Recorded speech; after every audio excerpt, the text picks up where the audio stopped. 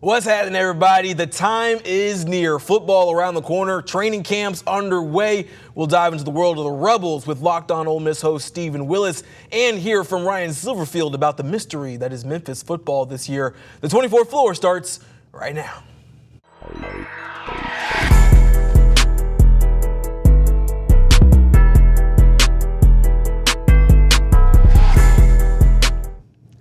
Football is underway, and with this week marks the start of fall camp for college programs across the nation, including the Ole Miss Rebels. 1 year removed from a 10-3 season, falling just shy of the college football playoffs, Lane Kiffin will have to reload for his Rebels to find themselves in the promised land come December. It is today's Big Idea.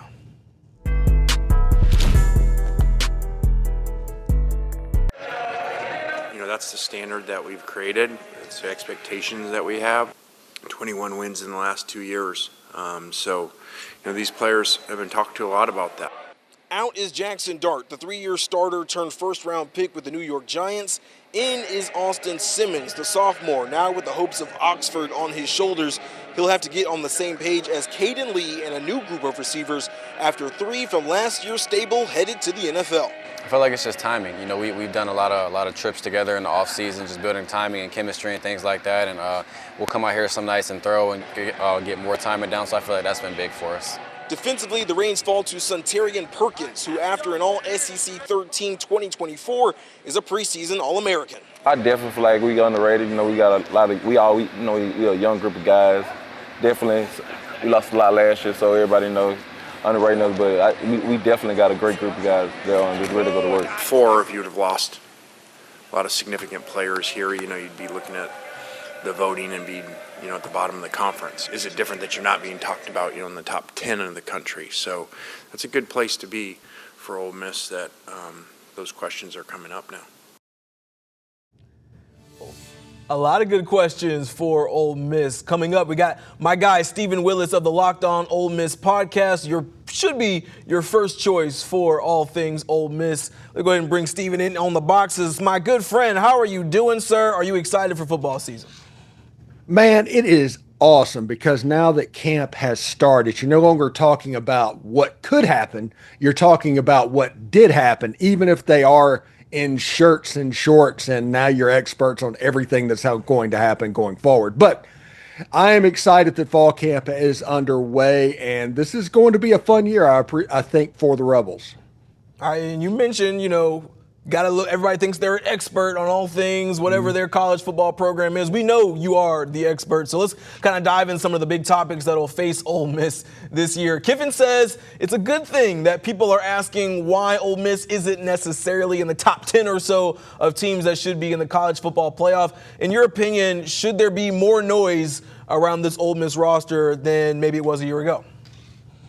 I think that everybody needs to realize that this is one of the more talented rosters that Ole Miss has ever had. And just because last year was a 12-0 roster, and if you look at the NFL draft and the players that were around, the All-Americans and things like that, it kind of pans out.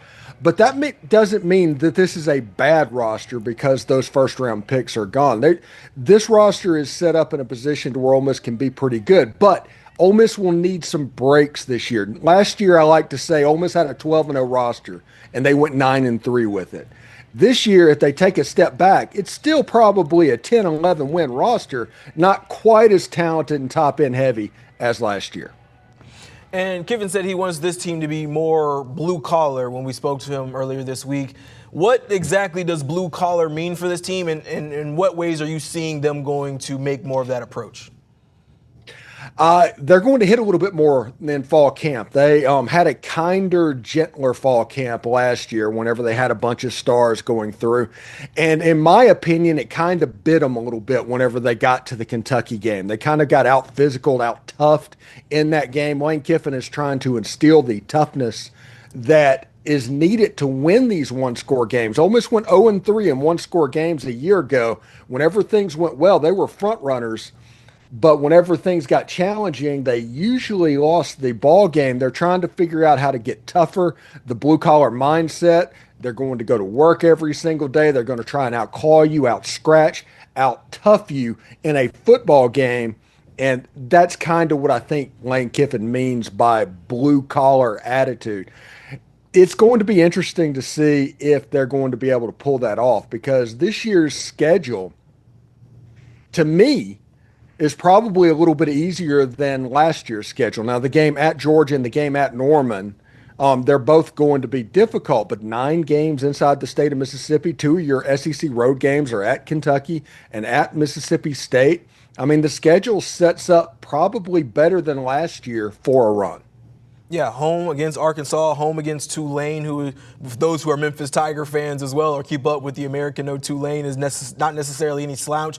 You get LSU at home this year, Washington State, Wazoo at home as well. But a lot of the hopes and dreams of Rebel Nation land on the shoulders of Austin Simmons this year. We know he is coming in after Jackson Dart had basically rewrote the record books. How much confidence do you have, Stephen, that Austin Simmons can pick up where Dart left off and get the Rebels into the college football playoff? I think it's going to be important for Austin Simmons to not try and be Jackson Dart, because they are 2 different quarterbacks. If you want a comp, kind of, it's Mac Jones kind of, Tua Tagovailoa, Alabama 2019, 2020.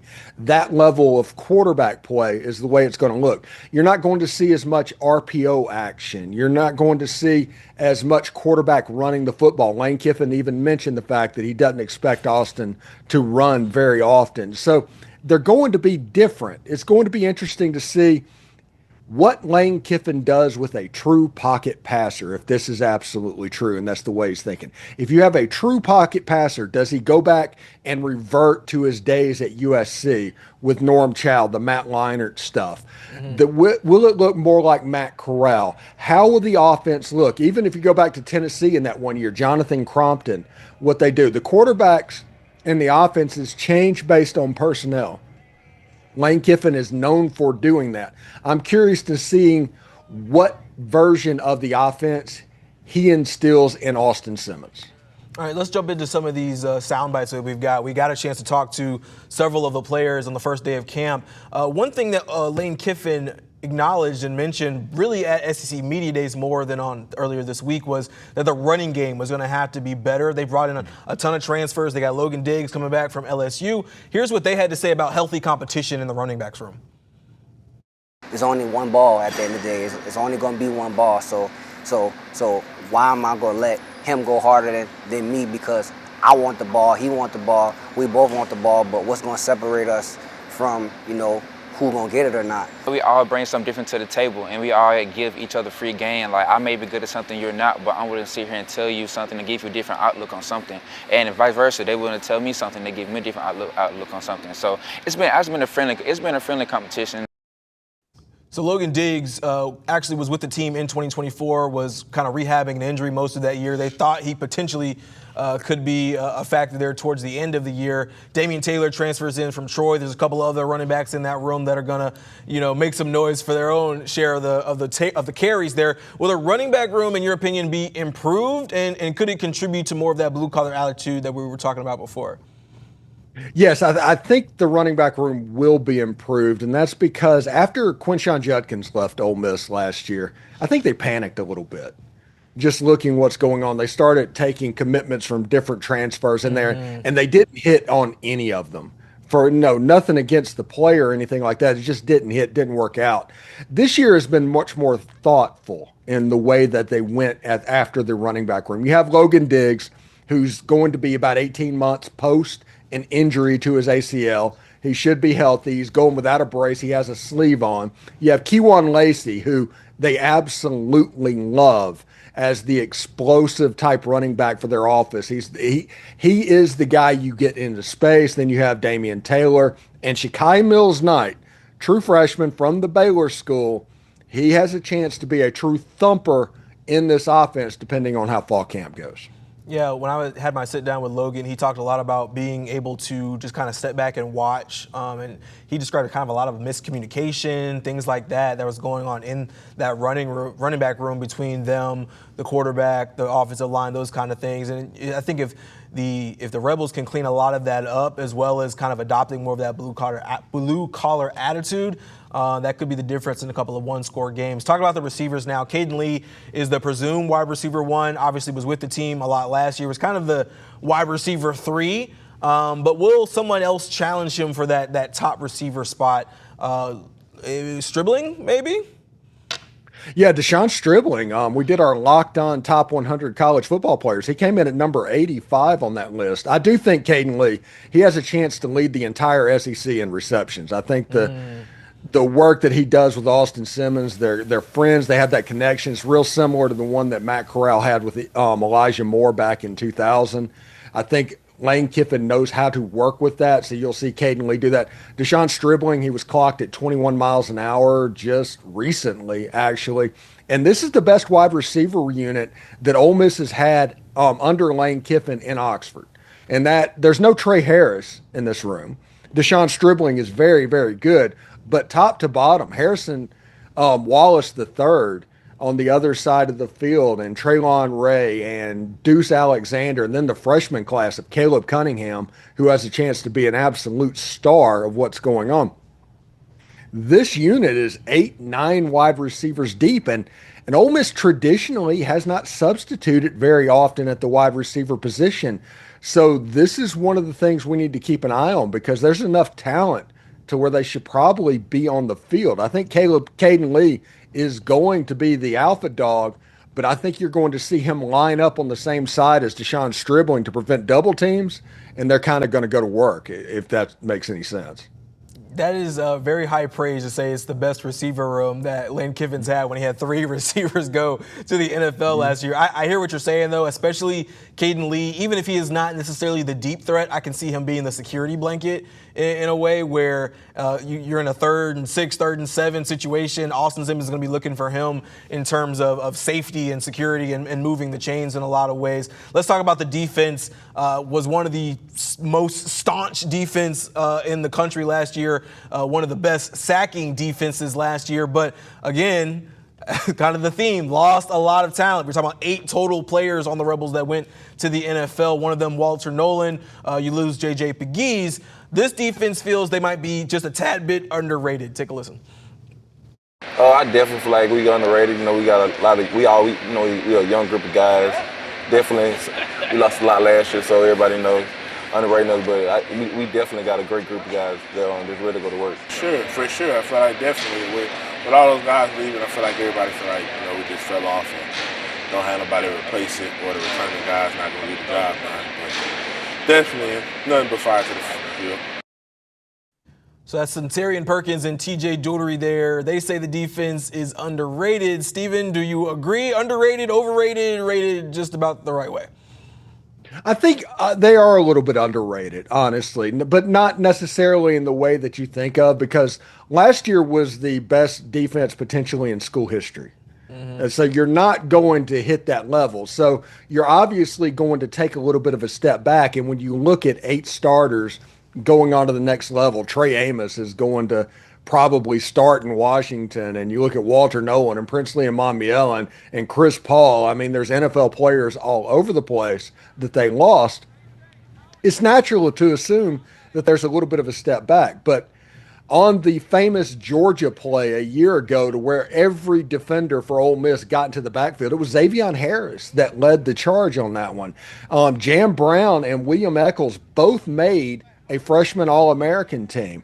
You have 5 stars in Cam Franklin and Deshaun Womack. You have Prince Will Amon Mielen lining up on the other side. And, of course, TJ Dougherty coming back, who was the green dot a year ago, and Centurion Perkins, who he's the leading returning sack man in the entire Southeastern Conference. The front 7 for Ole Miss is going to be pretty good. There's not a Walter Nolan in this unit, so don't expect a Walter Nolan. But if they just do their job, they have enough talent to be really good and really salty. The back end of that defense is where I'm concerned, honestly. The safeties position, Jalen Braxton moved back into safety in the first practice. They do like Ricky Fletcher. They do like the other corners they have. Safety is the competition to keep an eye on in this camp. Yeah, it certainly was not the strong suit, I would say, of Ole Miss last year. It was definitely their front seven. I think the front seven will kind of be the strong suit again for this iteration of the Ole Miss Rebels. As we go into the fall, we know August 30th is the first game of the year at home against Georgia State. Stephen, give me your record prediction for this year. The record that we're doing on Locked On Ole Miss, we did our W's and L's back in the first part of July, and we came up with 10-2. And the reason we did that is because Ole Miss doesn't leave the state of Mississippi for 9 games. There's 9 games inside the state of Mississippi. Then you go to Kentucky as one of your road games. Now, the game in Norman and the game in Athens, that's going to be that's a bear, and they're back to back. You have Georgia, Oklahoma, and South Carolina back to back to back. There could be some problems there. LSU and Oxford could be some problems. But Lane Kiffin historically has figured out a way to win games in Oxford. So the road games are going to be the ones you look at of what's going to happen here. Getting Florida at home, getting LSU at home, that's a win to me. I think the Tulane game could be a little bit of a trap, especially right before LSU. And Mississippi State is always a weird game. It just always is. But if everything goes chalk, that's about chalk for this season, about 10-2, I think. 10-2, all right. They went 9-3 in the regular season last year, ended the year 10-3 with a win in the Gator Bowl. Stephen Willis, host of the Locked On Ole Miss podcast. Steve-O, tell the folks where they can find you. You can find me on YouTube at Locked On Ole Miss or wherever you get your podcast. And occasionally I'll pop in here on the 24th floor to drop a little bit of knowledge as well. But if you want to catch us on Twitter, you can catch me at the Stephen Willis, and I'm all over social as Locked On Ole Miss. So if you want to come have a good time following Ole Miss sports, I'm your guy. He is your guy. He knows everything there is to know about Ole Miss basketball and football. We appreciate you, Steve-O, and we'll bring you back soon. Let's take a break, but when we come back, we're going to dive into Memphis Tigers fall camp and what Ryan Silverfield had to say about all the many questions surrounding his football team. On Weather Impact Alert Days, stay informed, prepared, and connected with ABC 24 and 24 Plus. Coverage that alerts you to what's coming and how it will impact you. Watch extended weather coverage on 24 Plus. The 24 Plus TV app, streaming 24/7 local news from the team you trust on your time. Rain showers through the day today, and we're starting. Track how the weather will impact your day. Rain coming in tonight into tomorrow. Extended, continuous coverage of breaking news, live from the scene. Go deeper with in-depth interviews and exclusive reporting. All the local news you need, live or on demand. 24 Plus, complete coverage of your local news, weather, and more. Here comes our first batch of rain. Some severe thunderstorms and even several tornado warnings. I think the bigger issue is going to be the wind gusts. So you start getting some branches knocked around. You could definitely see some power outages today. The storms could pack a punch. It's not just the thunderstorms, it's the fact that this low pressure is so strong. It's how big that storm system was. On Weather Impact Alert Days, stream extended coverage on 24 Plus. Download on your TV and watch for free. When news breaks, watch 24 Plus. See the story as it's happening. Be on the scene faster than ever before. Live updates from the team you trust. Stream breaking news on 24 Plus. Download free on your TV now.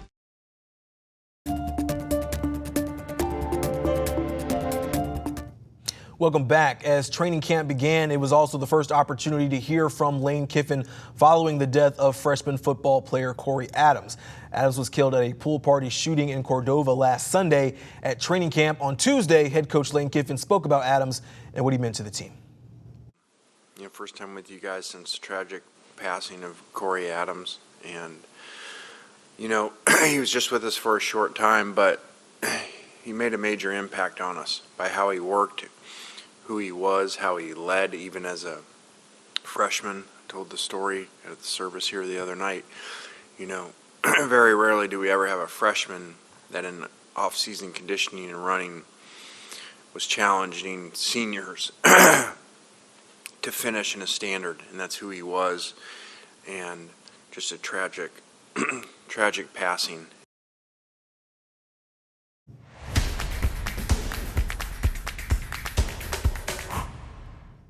Closer to home, the goal remains the same for Tigers football. Make it to the conference championship game in the American. They haven't done so since 2019. It'll be the same expectations, but a new roster with a lot of question marks going into camp for Ryan Silverfield. It seemed like the Tigers knew who they were going to be heading into fall camp 2024. Seth Hennigan was entering his 4th season as a starting QB, with many of his offensive weapons returning. Leading tackler Chandler Martin would return to anchor the defense. None of that is true in fall camp 2025. Even some of those with like 75 to 80% roster retention, like there's more unknowns in college football than ever before, and I'll be the first to say, especially with our roster. Instead, Ryan Silverfield says there will be true competition at the quarterback spot. Senior Nevada transfer Brendan Lewis has 35 starts to his name and seems the likely option after a good spring. But 4-star freshman A.J. Hill and returning sophomore Arrington Maiden will make Lewis earn it. This time, all 3 quarterbacks that are competing for the starting job have a firm and well understanding of this offense. And now it's just, okay, who can go out there and make the right throws, make the right reads, hand the ball off when appropriate, put us in the best position to have success. Competition will be a theme across the board with so much roster turnover in the era of the transfer portal. The running back room the most stable, with Greg DeRosier and Sutton Smith returning, but can either be healthier than they were a year before. As a group, as a room, that we've taken on a leadership role within the whole offense, and I feel like a lot of people trust in us. That room is definitely a special room. All AAC defensive lineman William Whitmore Jr. will be one of just 5 returning starters in total for Memphis. With just a month until Game 1 in Liberty Stadium, Ryan Silverfield has plenty of questions to answer. So much work to do. We're not even close to being ready for Game 1, but that's the expectation in training camp, to get better every single day, and we certainly will. Coming up, the Grizzlies are heading to Europe next season, but it means they won't be around for an iconic Memphis weekend. What fans have to say about that, that's next. On Weather Impact Alert Days, stay informed, prepared, and connected with ABC 24 and 24 Plus. Coverage that alerts you to what's coming and how it will impact you. Watch extended weather coverage on 24 Plus. The 24 Plus TV app. Streaming 24/7. Local news from the team you trust on your time. Rain showers through the day today, and we're starting. Track how the weather will impact your day. Rain coming in tonight into tomorrow. Extended, continuous coverage of breaking news, live from the scene. Go deeper with in-depth interviews and exclusive reporting. All the local news you need, live or on demand. 24 Plus. Complete coverage of your local news, weather, and more. Here comes our first batch of rain. Some severe thunderstorms and even several tornado warnings. I think the bigger issue is going to be the wind gusts. So you start getting some branches knocked around. You could definitely see some power outages today. The storms could pack a punch. It's not just the thunderstorms, it's the fact that this low pressure is so strong. That's how big that storm system was. On Weather Impact Alert Days, stream extended coverage on 24 Plus. Download on your TV and watch for free. When news breaks, watch 24 Plus. See the story as it's happening. Be on the scene faster than ever before. Live updates from the team you trust. Stream breaking news on 24 Plus. Download free on your TV now. Ja Morant has already been getting pretty good use of his passport, spending part of his summer in Asia, but it looks like the entire Grizzlies organization will be going international. The NBA announcing 2 games for Memphis in Europe this upcoming season. The Grizzlies will play the Orlando Magic twice across the pond, first on January 15th in Berlin and a second time in London on January 18th. It's the first time the Grizzlies have ever played regular season games outside of North America, although they have done so in the preseason a few times in the 2000s. It's a bittersweet pill to swallow for fans. It means that Desmond Bane, who was traded to the Orlando Magic, will not get a return to FedEx Forum in 2026. He was drafted by the Grizz and played 5 seasons on Beale Street. It also means there will not be an MLK Day game in 2026, although the Grizzlies will still host festivities that week.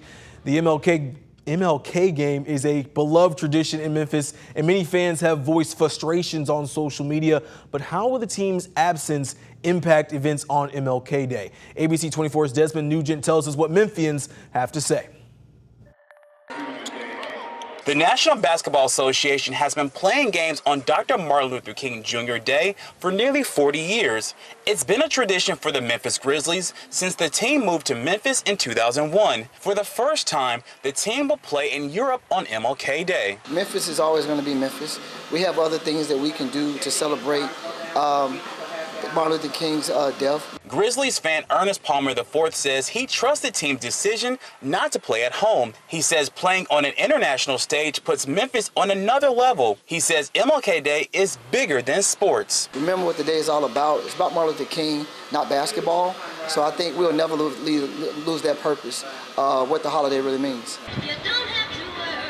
At Withers Collection Museum and Gallery on Bill Street, the Grizzlies not playing in Memphis could hurt business. We do get a lot of extra traffic during that time period because when people come to Memphis, they want to see the attraction, the National Civil Rights Museum, the Lorraine Motel, the Withers Museum here, and the other museum, Stax, Sun Studio. Calhoun says he hopes the city or county will plan another event. Hopefully we can have a city-county game or a Melrose Houston High School game or something like that at FedEx Forum. The Grizzlies president weighed in on the NBA's decision, saying the team is grateful for the chance to represent the league overseas. He also made it clear, even though the team won't be in Memphis on MLK Day, they're still committed to supporting the community during the holiday. What does that exactly mean? We'll just have to wait and see. But he gave the notion this international trip is essentially a one-off thing, and the Grizzlies will be back in Memphis for MLK Day in 2027.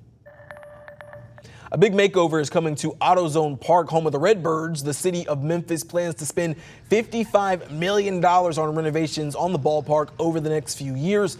The work includes basic repairs like bathrooms, lights, and seating, and upgrades to make games more fun for the fans. The team behind the project hopes the improvements will help keep the Redbirds in Memphis and open the door for more events and development around the stadium. Coming up, it's the best thing I saw this week, and it comes from NBA MVP Nikola Jokic. Stay tuned.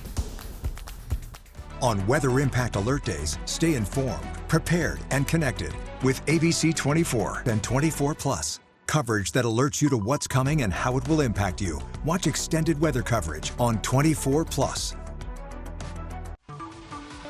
The 24 Plus TV app. Streaming 24/7 local news from the team you trust on your time. Rain showers through the day today, and we're starting. Track how the weather will impact your day. Rain coming in tonight into tomorrow. Extended, continuous coverage of breaking news, live from the scene. Go deeper with in-depth interviews and exclusive reporting. All the local news you need, live or on demand. 24 Plus, complete coverage of your local news, weather, and more. Here comes our first batch of rain. Some severe thunderstorms and even several tornado warnings. I think the bigger issue is going to be the wind gusts. So you start getting some branches knocked around. You could definitely see some power outages today. The storms could pack a punch. It's not just the thunderstorms, it's the fact that this low pressure is so strong. How big that storm system was. On Weather Impact Alert Days, stream extended coverage on 24 Plus. Download on your TV and watch for free. When news breaks, watch 24 Plus. See the story as it's happening. Be on the scene, faster than ever before. Live updates from the team you trust. Stream breaking news on 24 Plus. Download free on your TV now.